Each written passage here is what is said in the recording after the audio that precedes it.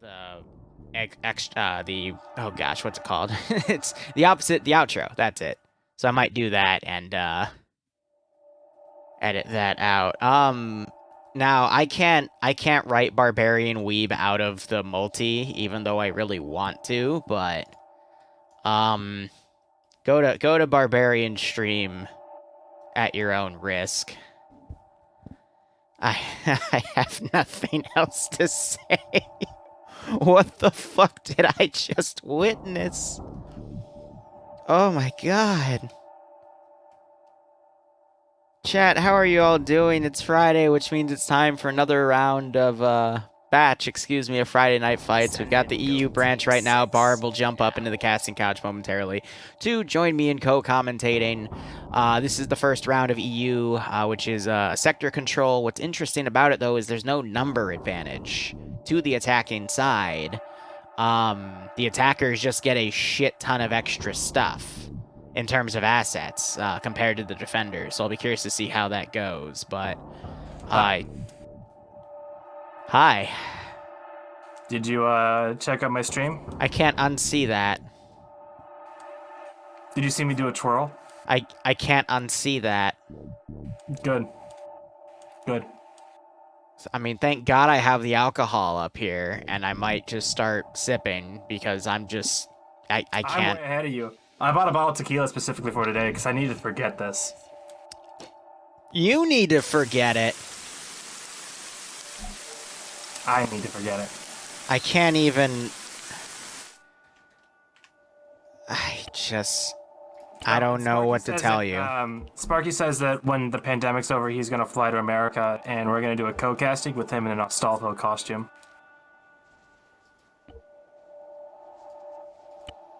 Do you have anything to say about that? No, I do not.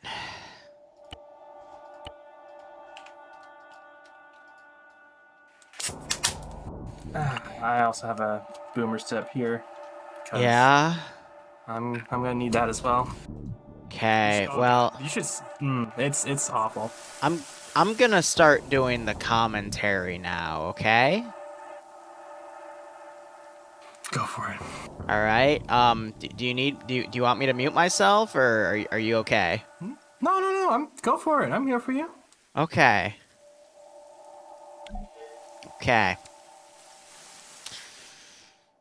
So again, for the record, Barb's wearing a maid outfit on his stream, and if you don't want to bleach your eyes, don't go to the multi. Just write his name out. No, you're not allowed to speak right now. I'm sorry, sir. I mean, you're not allowed to speak right now. Go take a drink. Okay? You're not allowed to speak right now after what the fuck I just witnessed. Okay. So, anyway, this is going to be a BLUFOR versus OPFOR 3-sector fight. No number advantage to the attacking faction, though, but the attacking faction has a lot more powerful assets. So, it appears we have French forces, because I'm seeing FAMASes here. But no, wait. That if you looked at the map and saw the French flag. Yes, French versus Russians. Okay, thank you. But otherwise, FAMASes with 249s. I can't fucking do this. Why? Why are you wearing the fucking maid outfit? You can thank Bassbeard. Well, I know, but you weren't supposed to wear it on stream. What is wrong with you? What, am I just gonna wear it in private like some kind of fetishist? Yes! No, I'm gonna be an e-clown and wear it for everyone to see. That's how I get the money. Because you don't pay me. Yes, I do. Not enough. Honey, then make shit quicker, Forehead. Ems has like 3 times the production value as you. I'm not even gonna dignify that with a response. Damn right you aren't. I can't do this right now because I'm just imagining. Fuck's sake. We have a fucking commentary job to do and you're wearing a fucking maid outfit and you're moving on a fucking camera. And now when I like want to talk to you, it's just, I'm not even drunk today. Oh my fucking God. I need to change the music. This is too fucking somber. Just start talking about BLUFOR. Sure thing. Like Liru said, we are seeing French forces on BLUFOR using NATO gear, the FAMAS with 5.56 standard one-time CCO sights, and as for assets, they have a number of MRAPs, the small 4-person or 5-person vehicles. I think all 3 of these have M2s. Yes, 3 have M2s. There is one. A Humvee that I've actually never seen before. They called it a command Humvee in the brief. Interesting. Yeah, that is a new one. I would assume it has all this radio gear in the back, which actually, if you texture in it, it has a shit ton of radio gear in the back. Oh, dude, that's actually really nice. It has a server room. There, or, locking the door and just watch. Uh-huh. Stop it. Anyway. Get some help. We have 3 more unarmed Hunter MRAPs. These can seat 4 people, so maybe the marksman team will take one of these. I think these are the 6-person ones that you can actually put 2 people in the back, if I'm not mistaken. Maybe. Might be a different one, though. And then last we have 4 transport trucks, which are unarmored. You can tell because the windows are nice and wide. As for the infantry, like I said, FAMASs, some have the 203 underslung. As for machine gun, I'm seeing, actually, that's a mini-me, yeah, this is an FN mini-me, which is essentially a 249, and I'm just assuming different maker. Bravo somewhere. I'm seeing that, some M72 laws. Where's Iander? He's probably... One thing I do want to point out, though, for BLUFOR is they have a pilot and a co-pilot, and they have an unarmed helicopter, but it has a camera. So that can be a very good intel/recon asset for this operation. But speaking of Iander, I think he's on OPFOR. Yes, he is. Buckets is the BLUFOR Matt Gunner. And he is also very good with that weapon. He likes it when he has a big weapon to work with. None of that today. Please, I can't take you seriously with the fucking maid outfit. I'm sorry. Fair. I have to draw a line somewhere, alright? I gotcha. Alright, but that's about it for BLUFOR. They also have a Wildcat, which is unarmed. They can use that for transport. Again, taking a team, possibly that marksman team, or just a full fire team somewhere elsewhere on the... This is exactly why we don't let Barb out of the basement, Nordic. I completely agree. Nope. Want to head to OPFOR? Sure. All right, OPFOR is your standard Russian OPFOR force you see in Friday Night Fights all the time. 5.45-based AKs, PKMs as the squad-based machine gun weapon, PKPs as the weapons team machine guns, RPG-42 given to Iander and the Charlie 2 team. We have 2 armed BRDMs, a command BRDM, which is unarmed.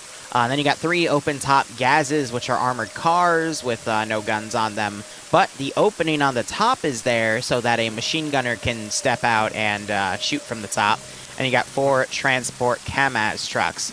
So I'll be really curious to see how these BRDMs are used in defense, because they are highly mobile, and they have both the 50-round 14.5 material rifle, which will be able to penetrate any vehicle that BLUFOR is currently fielding right now, and then for general infantry suppression, they have that 200-round PKT.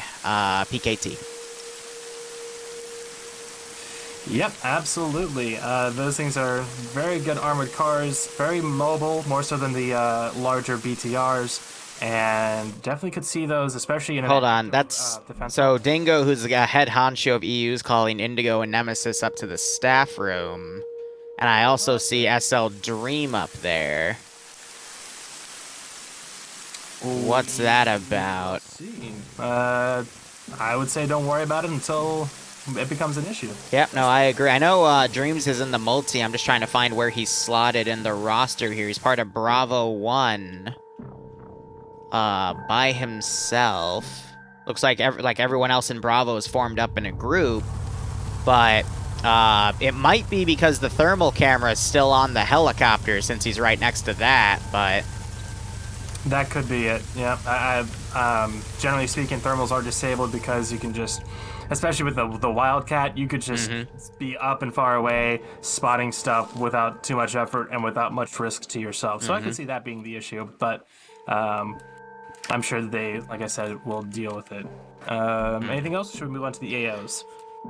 No, we can move on to the AOs here. Let's just actually quickly look at who's the marksman for each side. Standards is the OPFOR marksman with a 10-round SVD, and the BLUFOR marksman is more than... Okay, no, it's laden with the 20-round Mark 11. Cool.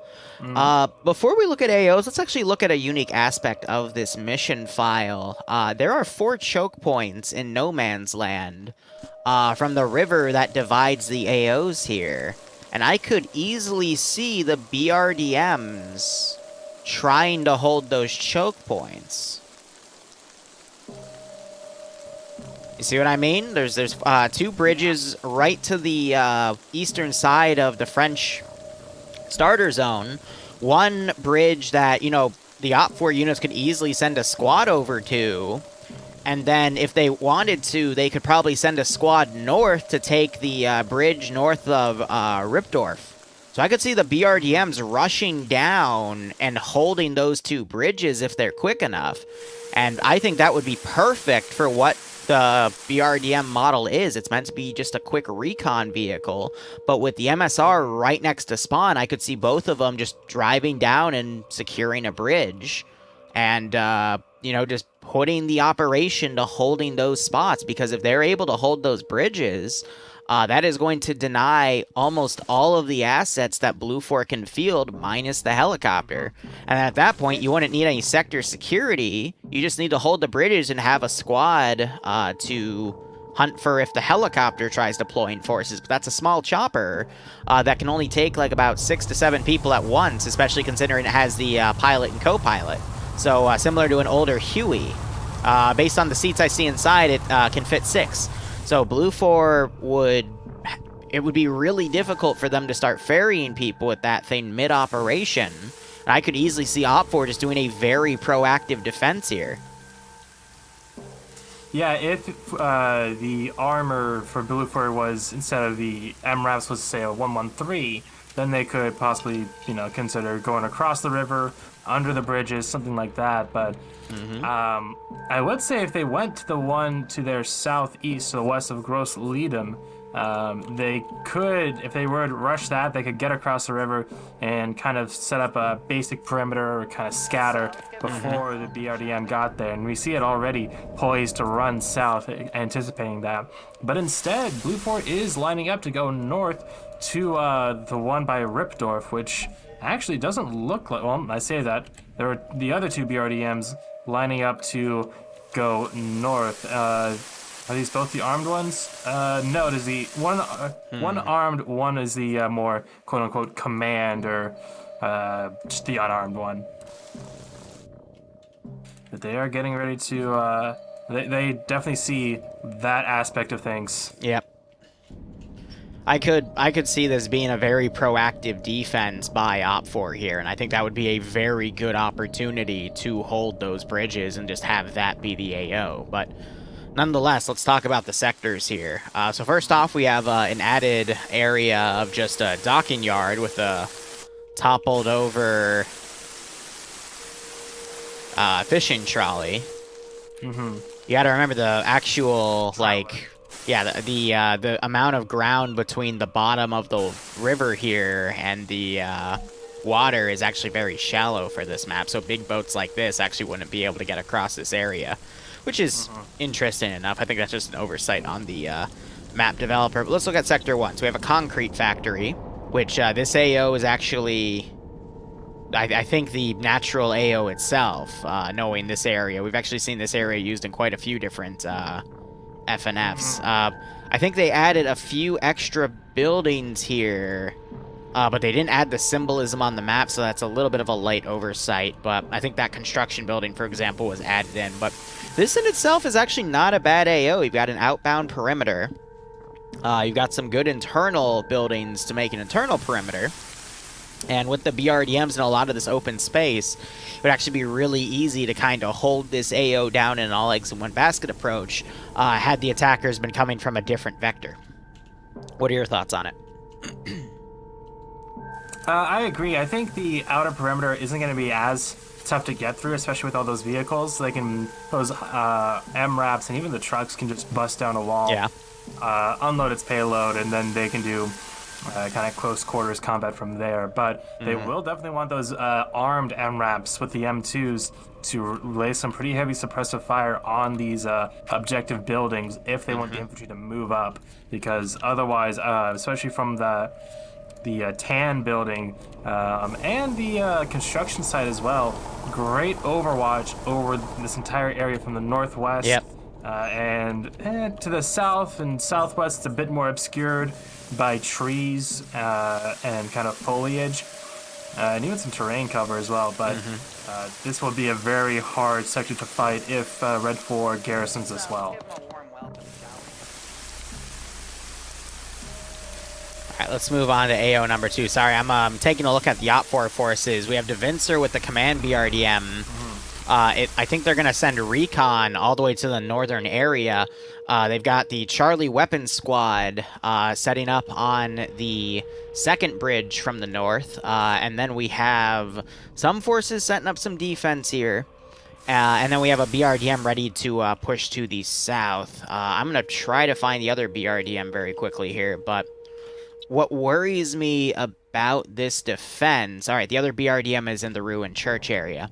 But what worries me about here is OPFOR's committing about half their force to proactive defense on Recon and the bridge, you know, on the river, while the other half is going to be focusing on interior defense, whereas BLUFOR is obviously going to commit to putting all their forces across, you know, one bridge just to get keep all their forces consolidated. Especially in this situation where they can, if they were to go across multiple bridges, they could easily get fucked over. So I think OPFOR might be stretching themselves a little too thin. But then again, as I say that, we have an element of Charlie, actually that's most of Charlie 2, is pushing past the bridge. That's Iander, that's Scandi. They're going to do some shit. Iander with that RPG-42, absolutely looking for some early strikes, and he's not the one in the... No, okay, I don't think so.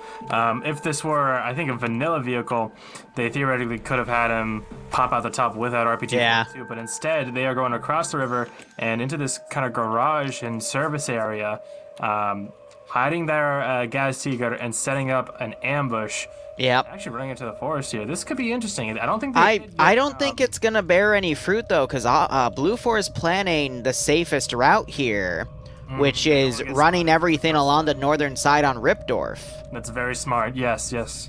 But I mean, another thing that they should have done to at least lead that is had the helicopter fly ahead, recon the church area, and then recon that other bridge, and then bail out instead of charging forces blindly.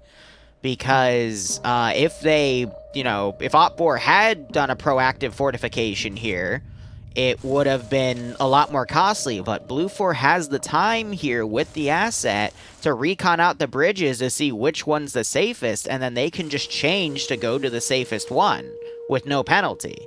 So I get the speed coefficient here. We're just seeing Platoon 1 HQ charge over this bridge, and most of the force is going to follow here. It's smart. It's very smart, but... The Red 4 X-Ray team, they definitely would have heard that. Oh, God, they almost flipped their MRAP, but they managed to recover. Yeah, I saw that. They're going to have some decent recon as far as seeing, hey, there's... Yeah, safe start just ended dreams. I'm sorry. A general shift in defense looking to the north of the defensive AO. But, yeah, no... The question is going to become, is Scandi Recon going to now pursue this large convoy moving through? Because they hear the vehicles going along the western side. You can just faintly hear them over the rain, and Nemesis is actually looking in that direction. But it was a smart thing for BLUFOR. Oh, hold up, we got a vehicle. This is the command vehicle. The unarmed BTR? But that's an unarmed. That's the SOPT truck with 11 souls inside. Devincer and them, they're loading up. I think they thought it was an armed BRDM. And that's the general idea. You know, you see a BRDM, you don't go, I don't wonder if it's armed or not. No, you go, oh shit, that's a BRDM. Let's fucking get out of here. Yeah. I do like the strategy that the other armed BRDM used to the south. They had both people get off of it and then watch the bridges, and whenever they'd see something cross the bridge, they'd go and attack it. Smart call there, but again, OPFOR wanted to do a bridge defense and wanted to hold their own areas, but they didn't have enough forces to do both. So they only committed half, and it was kind of done a little haphazardly. Now the question is going to become, can Scandi Recon be tasked to go behind this massive BLUFOR force to the north after X-Ray for OPFOR's PID'd this large force movement? And can OPFOR now make a new unified perimeter defense along Sectors 1 and 2? Speaking of, let's quickly touch on Sector 2 and Sector 3. Actually, I do hate to interrupt you, but Scandi has loaded back up in the Gas Tiger. They looked like they were going to go further. It looks like they might be going... I think they're going to go south and then hook up on point 44 and follow the convoy in a similar route they took. That's exactly there we go. What they're doing. They'll have to keep an eye on that, but you can go. I'll keep an eye on them. You can go ahead and talk about Sector 2. All right, so Sector 2 actually has had some fortifications made around it. It's meant to be some sort of industrial HQ. They added a skyscraper building to it. It's very nice. But they've dug a really nice set of perimeters around this position. So I'll be curious to see if this becomes a last stand position. But one of the issues I see is if BLUFOR is going to come from the north, there's another fortification they dug from the southwest. Yep. Liru. Scandi's just pulling up on BLUFOR command now. They've just spotted the Humvee. Lord does. Did he see it? I think he's trying to get back in it, but I don't think they saw it. No. Now he's shooting his gun. He's Command trying to run away. Leaving Command behind. And there goes... As an RPG. And... Lord's running for it. He's crippled. He's got that long range. He's going to be calling for help. Grab's still just running away. And I feel bad for Lord. He's, he's up there trying to take Grav out. I would assume, Scandi Recon, this is the last thing that anyone wants to be. So Grav's going to be able to drive by because I assume that Humvee's bulletproof because it's a command one. But, yeah, Lord needs to hide because, he's probably right for him. He's probably on the radio asking for help, and the background of his radio, you can just hear the... And he's dead. I'd be willing to bet Yanni heard Lord on the radio. They got to go double tap him. They got to double tap him, but that was a pretty good spray. Yeah. Oh, Scandi not doing that double tap. I think they're really just making sure that he was the only one around. Yanni's sticking by the body, so he's gonna try and keep tabs on him while they maintain a perimeter. And I'd be very surprised if he doesn't go back for a double tap. I'm gonna not be surprised if Lord wakes back up though. Malon's gonna come up and do the double. Yeah, he's inspecting. He's checking the inventory. Yep, and oh no. Lolo sees that the body still has physics. Are they gonna cable tie him and heal him? I was thinking yes, but it doesn't look like it. No one went to bandage. Malin and Lolo are just playing with their food now. Malin pulls out his handgun. Yep. Yep. They're just playing with them. Yeah, they're probably talking to him. Yeah. And there's the double tap. All right, let's see if they grab that LR and tap into their comms. Otherwise, BLUFOR doing a massive flank around. They're going to be going for Sector 3. That was pretty entertaining. Sector 3 is just a random homestead. It's got a marsh to its east. It would have been cool to have that as an AO, but again, OPFOR's kind of gone for a... How would I put it? A spaced out defense with the bridges, but it was impartial. But anyway... Yeah, this is now in the chat. Yeah, dude, you got screwed, my guy. You gotta have, fuck me deep. Let me do my prediction. Fuck, that would have been fucking funny. Oh, dude. Lord, what did they say to you before they executed you? Because I know they said something. I want to know. I gotta know. How the fuck did they get there? They're Scandi. What do you They're Scandi. So, Lord, to show you, they pushed up to here, set up an ambush here. They heard your convoy driving by, so they cut through and followed your convoy, and then they found you and just executed you. Oh, dude, it was textbook. It was just textbook. That's Scandi Recon for you, the fucking oddballs, man. They were confirming his name found out. They can't, yeah, so... Insult to injury. Yeah. So in FNF, you're allowed to steal guns, equipment, but not uniforms. Anything that makes you look like the enemy other than something that's practical like the weapon. So it is possible to steal someone's gun and then sneak behind the squad and shoot everyone with it, and then they won't realize it's, you know, not one of their own guns firing at the enemy. So it's a good way to get a few easy kills. Absolutely, but now the head is cut off. Yeah. Lord, tell us BLUFOR's plan. Let's hear it, because I think I see what BLUFOR's doing here, and it's probably going to work, mind you, with how spread thin OPFOR is, but we'll see how it goes. Yes, Captain. Oh wait, no, hold on. Yes, Liru has seen the outfit. I don't want to talk about it. That's fine. It was in the chat. I just wanted to address it. Mm-hmm. But yeah, BLUFOR going on a big wraparound. I think that it's been made, especially between Scandi Recon and the Red 4 X-Ray that was up here on the northern bridge. I think their plan may be in jeopardy, especially with Stanners sprinting for their 2 trucks. And yeah, I think the jig is up before it even started. Yeah, because the whole convoy drove right past the X-Ray group, so OPFOR knows that BLUFOR is going to be attacking from the north. Maybe even a far attack to the northeast, which I'm actually thinking I'm seeing this massive reach around here to have BLUFOR come from the east here. But I think they're going to crouch and take Sector 3 first, and then follow these forests down and take Sector 1 and 2. But we have, hold up, Lord, who was BLUFOR ground command, saying, so Charlie and Alpha are going for 3, while Charlie, with Charlie as support by fire for Alpha as the assault element. Rest are going to 1, and then big offense to 1. And then the combination with X-Ray, and then the full force that was going to 1 will then assault 2. It's a solid plan. Mm-hmm. But as usual, Scandi throws a wrench into it. Of course. As quickly as it begins. But I think not even 10 minutes in at command stead. Yeah, I think forces, these guys are going to be able to continue moving around, though. The one issue we do see is Scandi is moving to do a maneuver and assault the attacking force on the rear. And more often than not, when they do this, the side with Scandi Recon tends to win. Because forces aren't prepared to fight a flanking fight on 2 fronts. But if Scandi does this too early, you could just see squads immediately turn around and encircle Scandi. And when that happens, that can get a little messy. We have Mountain driving down, friendly truck pulling up. That's not friendly. That's the friendly truck. I know. From Red 4 is in there. Now the question is, did Mountain see who was in it? Those windows are pretty wide open, but they definitely didn't see Scandi coming in from behind. He actually pulls off a bit to the side, but Iander gonna get a clean shot here. Nope, it's gone. Mountain goes to Mountain gets out to check out what's going on. Pierce now engages him. Stander's trying to line up a shot.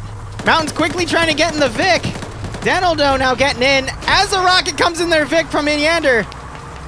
Engine's dead on that. Denaldo trying to getting knocked out by Stanners. Yep. And Fisher's still in there. Hops to the driver's side, gets out. Stanners tries to mag dump, runs out of ammo. And Mountain gets a crossfire. Yep, he's able to pick him off. Eats a grenade. But here comes Scandi Recon. 3. Oh, it was unfortunate. That would have been almost a fucking team kill there. But, ooh, great nade landing right... Again, it's a smoke. It's a smoke that lands right next to Pierce. Sorry, but these are all smokes. They could have all been great grenades. Yep, and now BLUFOR is coming back to support, and they're going to get on direct fight with Scandi Recon, but we have the MRAPs coming up. Yep, so a lot of BLUFOR's force now turning around. There's attackers capturing Sector 3, all right. So probably the rest of the force is going to start going to Sector 2 and 1 to do that main assault, but now we're going to have Scandi Recon deal with a partial force coming back. Infidel doesn't hear the other MRAP pulling up. Yeah, he's getting shot to shit. There's a rocket going into and shooting the engine out of that one, but we got the second MRAP that's come up. Infidel is down. Mountain also seeing Nemesis and taking him out. Nice. Scandi Recon under a lot of fire here. Yeah, this is... They're kind of overconfident from that first engagement, I think. Definitely. Mountain's doing a lot of damage. He's in between Scandi Recon's line here. And he's trying to pick Yander off now. Yep. Yander returning fire, but he gets taken out by Mountain. Yep, Malin still bandaging as well. Mountain's gonna come up on his left. Oh, but Malin heard him coming and knocks him down. All right. Very nice. Nemesis does wake back up as well, so they're down their AT, but they can easily go back and grab that as well. Well, they have to go and find it, though. I don't think they're going to find it in time to deal with the other MRAP that's come up. Yeah. Well, no, they've actually been pulling back. They got spooked from that first RPG because they didn't know where it came from. Yep. And yeah, they're pulling back. So this is still winnable for Scandi. They have taken out a number of assets, one unarmed MRAP and one armed, but there's still some work to be done. Nemesis goes down again, I think due to blood loss. Yep. But Malon's about to get on top of him. And you're hearing some more gunfire to the south as a small TSB contingent is trading arms with the force that took the 3rd sector. RPG, excuse me, I think that was an M136 shot came in, but it hit a tree. Otherwise, it would have probably hit the BRDM dead on, but the BRDM is now trying to pull back as we have a 4-man BLUFOR group come up to deliver a nasty flanking attack to this TSB force. Mm-hmm. Is TSB pulling their 360 like I teach them? Survey says, as Vonk runs up, as DeVincer dies, the answer is no. Meanwhile, back Greg getting picked off in the tree. Alright. Yep. Is looking for targets. Nimia just barely avoids death as Az is trying to bring back up Nemesis. Pierce is kind of on his own. He might get caught out by Charlie 2 for BLUFOR. Bucket's there with the Gustav. But Pierce, I think he just got spotted out by Navy. And he's not aware of it at all.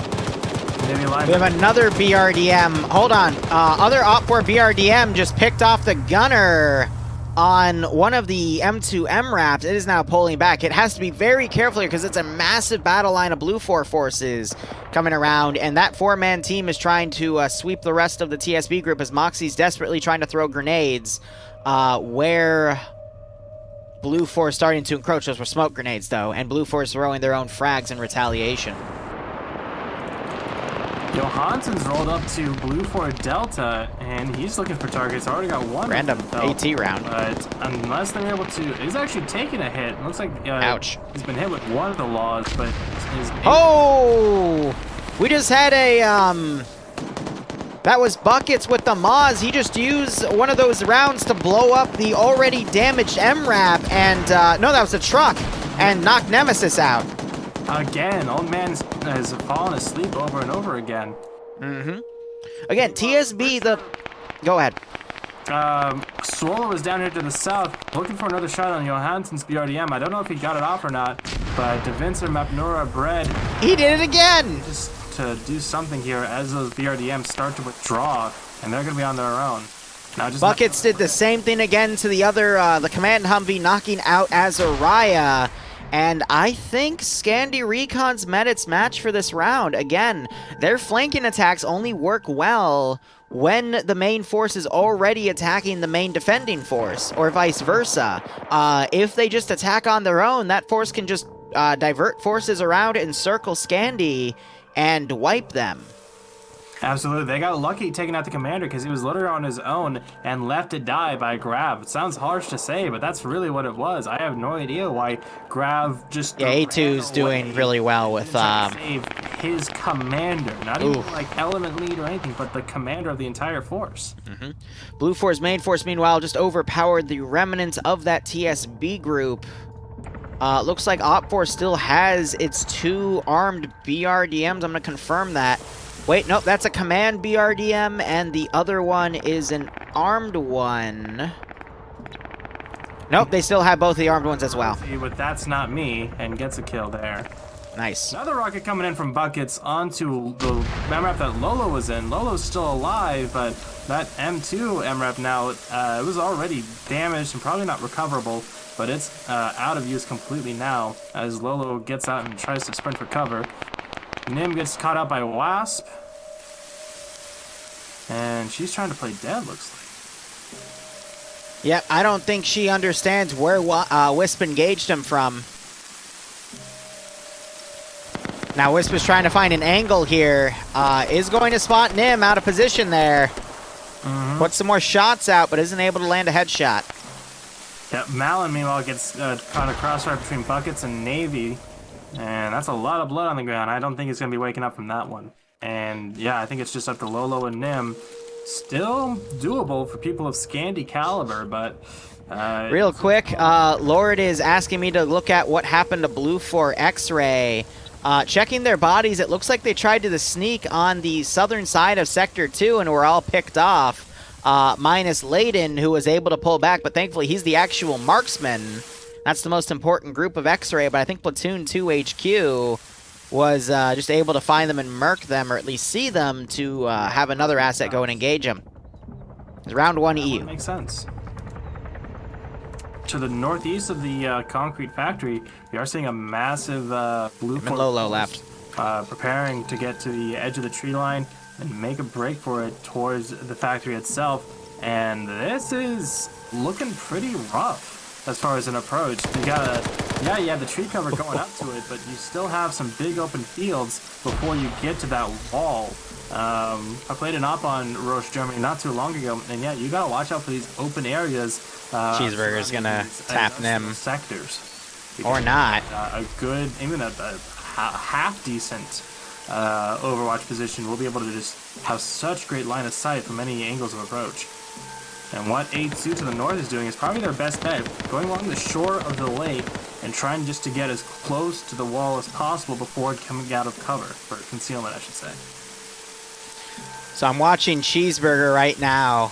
He has no idea that Nim just took Wisp out.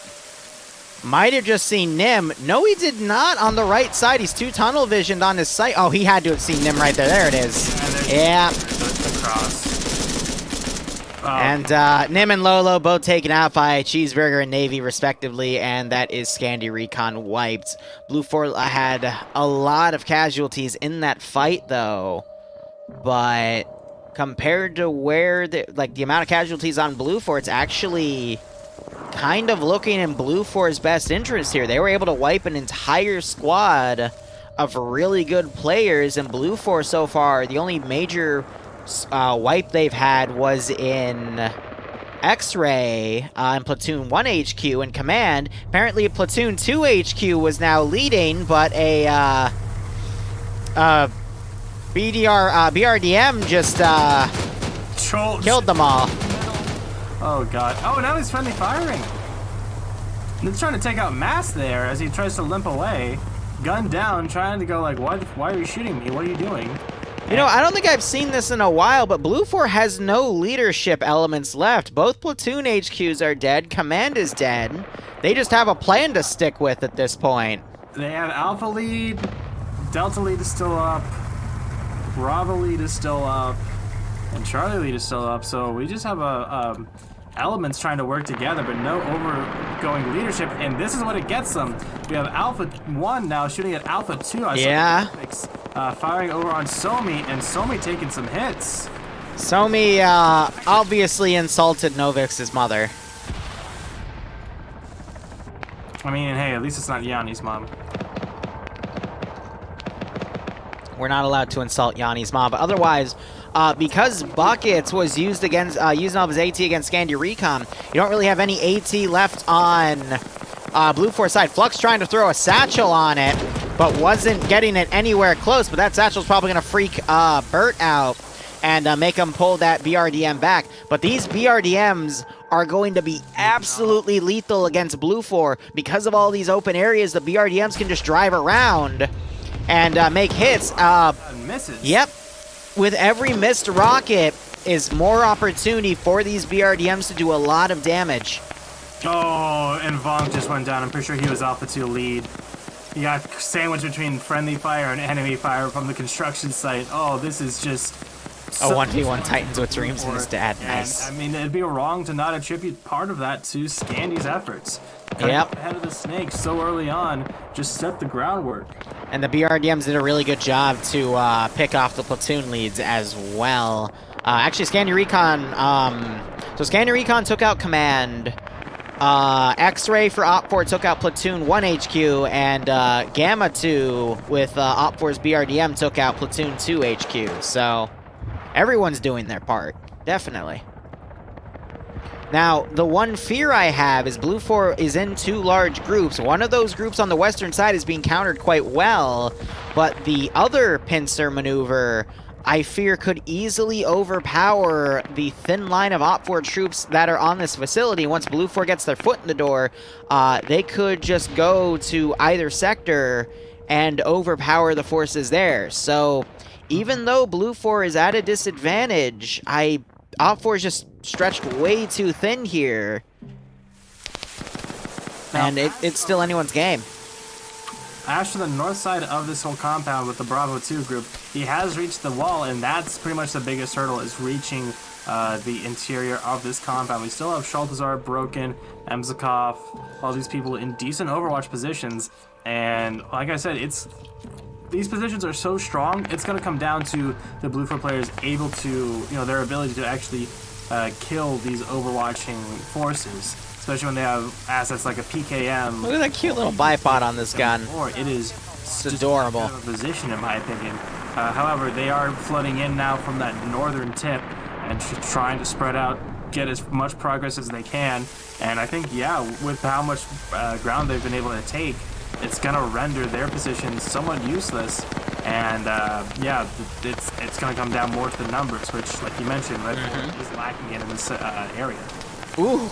And meanwhile, over by Sector 1 itself, we have Jesse and his team coming back in a Gas Tiger, Kowski. Yep.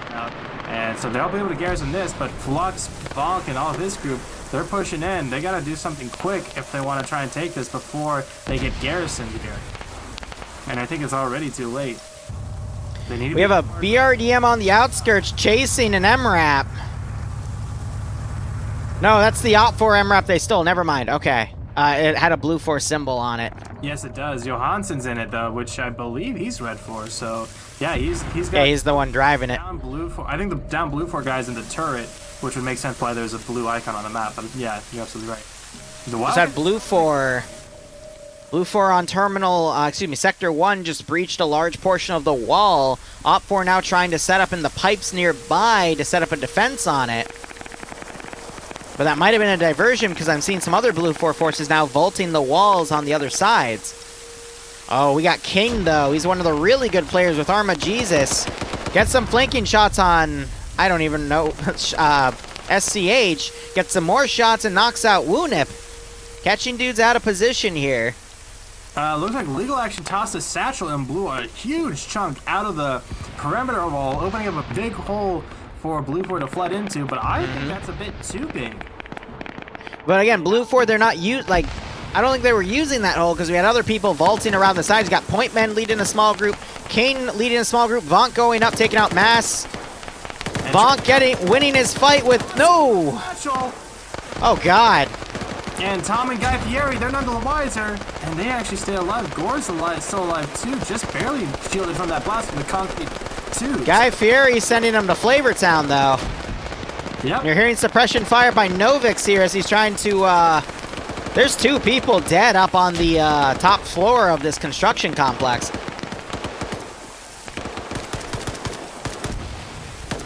Granny knocking out Point Man.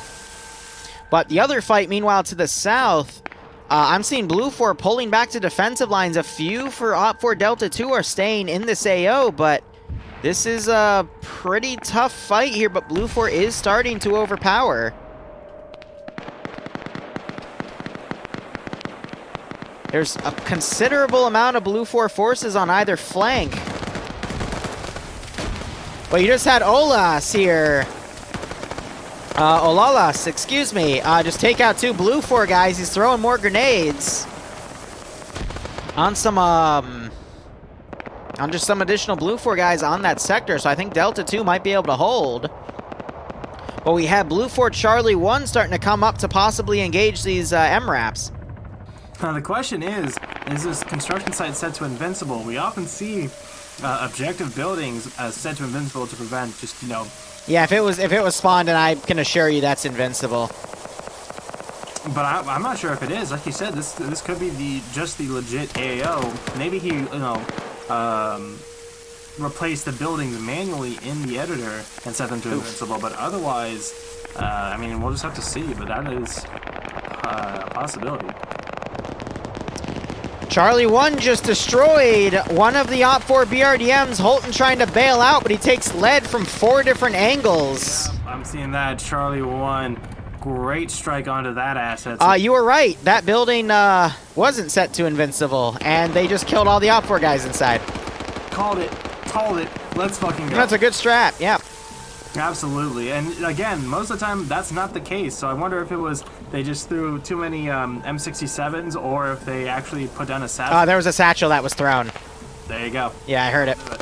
That'll do But it. now you got the other BRDM coming around on the rear trying to snipe out any BLUFOR guys. They're already within this sector doing their best. So you got 2 additional BLUFOR guys, Dylan and Somi coming around trying to clean up other OPFOR members such as Granny and Hassinger. Now you got Dylan firing at Bay Potato and Jesse on the flank, but the OPFOR BRDM I think is about to, yep. It's not able to get any shots off though. There we go. Goes down. Dylan running for his life is able to get out of there on his own 2 feet, but I'd be surprised if he didn't take any damage from that. Yep.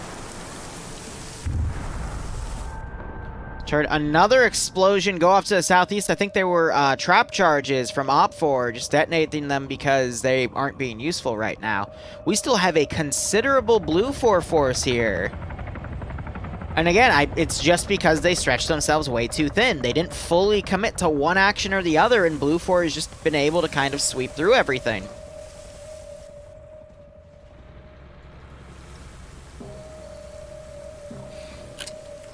Yeah, I was very surprised at how quickly the Red 4 defenses folded, especially with how disjointed BLUFOR's assaults seemed to be. But yeah, I think they kind of had too much space to work with in a sense.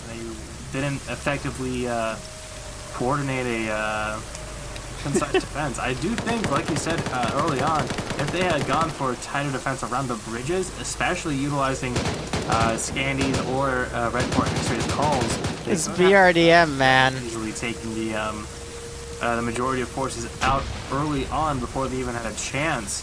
Yep. To actually win this match. Hassinger just left the sector for a second and caused it to get lost. He's trying to run around to find, I think, Dylan. He's going to get behind him. And Dylan catches some medic and shoots him. But Guy Fieri gets the revenge. Gets Hassinger. Sends him on a 2-way trip. Or 2-person date to play with town. You know what I'm trying to say. Hassinger getting double tapped. OPFOR putting some pot shots on the helicopter. Bird has lost his right rear tire, so he's very much crippled in his mobility. Yeah, it got shot out because where Guy Fieri is, there's a lot more BLUFOR guys right there, and the BRDM was trying to get his gunner aligned. He almost accidentally ran a few people over, but that thing's a bitch to see out of. So we wouldn't have been able to see guys on the far left or far right because they're in his blind spots. But he was just trying to get the gunner in position, and the gunner was able to adjust. But now that gunner's trying to strike at sideways and clapdog, but they are able to successfully cross. Could not clap those cheeks, unfortunately.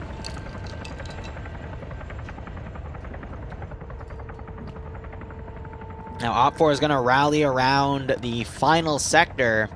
We're going to see the 15-minute warning get called in 3.5 minutes, but BLUFOR has... They can take 5 minutes maneuvering and then attack this sector from multiple different directions and be fine. So... I think so too. I would love to see the defenses that Red 4 has put up around here, especially like Patrick and Dardos up on the roof, or at least this the roof of this section. Plus all the ESCO barriers and everything. I would love to see a last-stand defense just run out of time. But with this attack defense sector, the way that overtime works is that if there are any BLUFOR alive in the sector when time is called, it will go to overtime. It just turns to a matter of who's still alive within the sector itself. Absolutely. But I think OPFOR is outmanned about 2-1 right now, which is not a good place to be in here. The clock is against them too. 15 minutes with enemies, barbarians at the gate. I don't see how this is going to work out for OPFOR too well. Me neither. Especially if, like you said, they take that 5 minutes to organize their forces. Now, if they go for a bum rush, they do have a chance, especially with kind of the overwatching the cisterns over by Misu, Rory, Talcoberry, Dust Eyes. This group up here, they do have these big old cisterns to go up on top of, and they would have an angle down and into this makeshift compound. But yeah, now they're starting to get engaged. We'll see. Swola is ascending the stairs. I just saw one of the OPFOR guys on the perimeter wall get picked off. Oh, yeah. I think that was Freddy. Oh, man. Yeah, so Freddy just got a pick off. Let me see who that was. It was RS Blade. How unfortunate.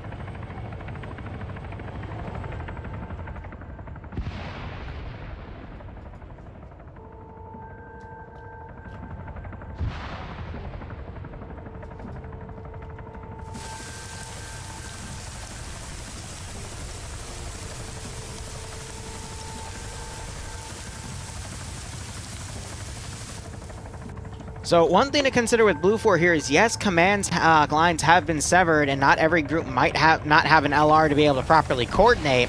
I do see, you know, some forces are still trying to medic in the background while other forces are coming around, but even in this chaos, you're still seeing BLUFOR starting to come in on multiple directions. One saving grace that OPFOR has, though, is this BRDM, and AT is going to be in short supply for BLUFOR. But I still think BLUFOR is going to have a very easy fight here if they put all their numbers in at once. But if they trickle into groups and OPFOR is able to push forces around, I think that's going to change. But this is going to be a tough one, especially since we're seeing BLUFOR open it up with some grenades. King, legal action sideways. They see this BRDM. But the gunner's looking in the wrong direction. Driver sees it, actually dodges by sheer luck. A rocket. Yep. I think it was from Take it down. Or SDS maybe. I think it was Swola was one of them with the M72 Law on the rooftop. You see it dropped right here. There's the 15-minute warning, and now this attack is beginning.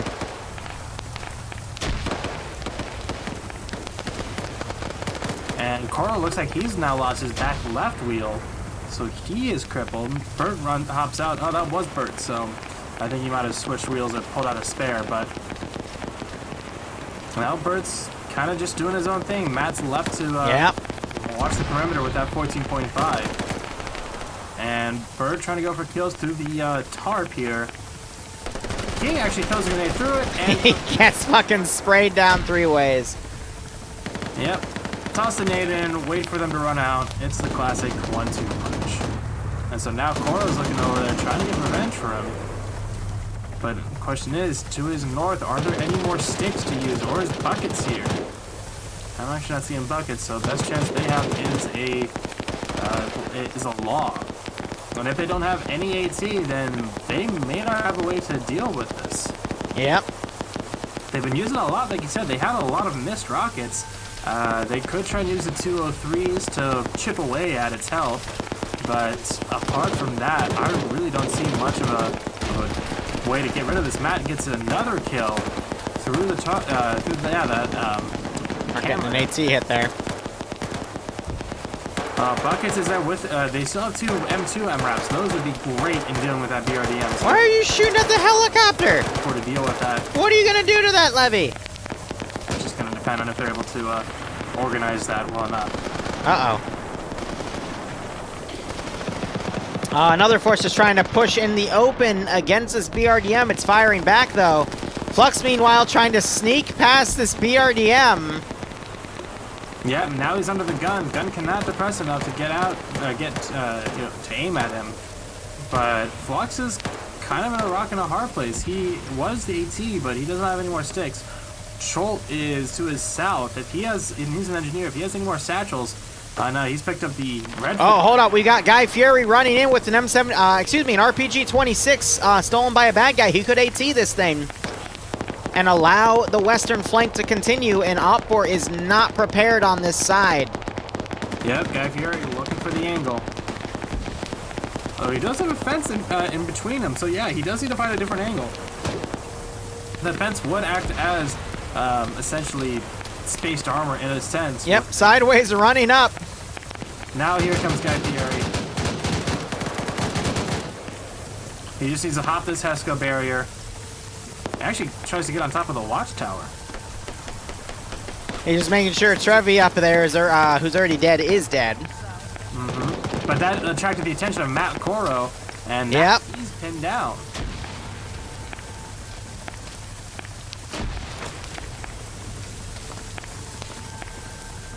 Flux is trying to... Swola trying to get some pickoff shots here. Over on the east side, Jonathan and Short Boy still holding strong. Moxie trying to assist. Guy Fieri, I think he's going to risk it and try to fire through the fence. We are seeing BLUFOR getting on top of the buildings to the southeast, though, and starting to pick off OPFOR guys. The fence is going to block it. Wait. There's the AT. Wow. It does not block. Matt is dead. Fucking Layden, I just saw, got picked off on the southeastern building. OPFOR is down to about 5 defenders that are still up. Yeah. 3, 4, 5. Roof got taken out, so that's there. Miskov is over here. He's not going to be able popular Czech streamer. I always like watching how he's doing. East on that on a higher up rooftop. Yep. Unfortunate for them, but yeah, it's just looking more and more dire. Why are they focused? For Red 4 as they have. See, I keep seeing OPFOR trying to shoot at the helicopter. There's literally 100 other problems. That's a hyperbole. Realistically, 20 other problems in the form of 20 other players on the ground to deal with, and they want to shoot at the fucking helicopter.